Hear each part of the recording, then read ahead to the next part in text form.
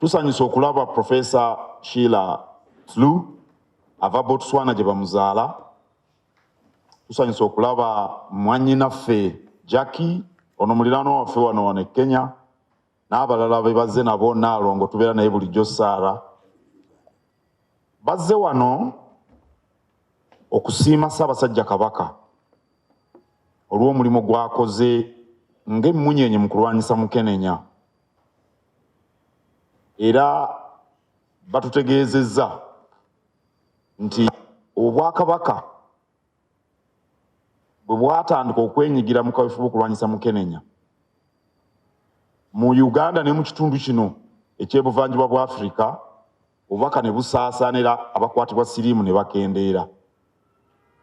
Weewaawo twafuna obulwadde bwa lumiimamawuggwe myaka 2 ng'abantu bali waka, ebbula bikolwa abantu ndowooza beetaba nnyo mu bikolwa ebisaasaanya Mukeneya. Kati ate abakwatibwa ne beeyongera olw'okuba abantu babeeranga waka nga tebavaawo. Naye tetujja kussa mukono b'Omuganda aga nti asiika obulamu assa mukono.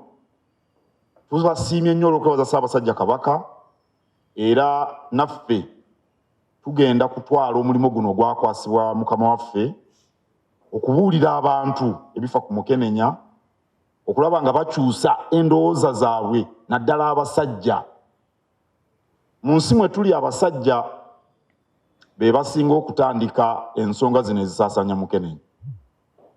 Naye tubakubiriza nti bw'oba ogenda mu bikolwa ebisaasaanya Mukeneya, lowooza ku muwalawo, lowooza ku mwannyoko, lowooza ku sengaawo, lowooza ku maama wa kuzaala. Singa y'abadde agenda okusigibwa Mukeneya gwe wandiwulidde otya? Awo nno ebyokkolebwa weebiri ebitangira Mukeneya, Kabaka abitugamba emirundi n'emirundi n'ejjo yakizzeemu. Okwekebeza bw'osanga ng'olina Mukeneya okumira eddagala, ate n'okulaba nti toyongera kumusaasaanya.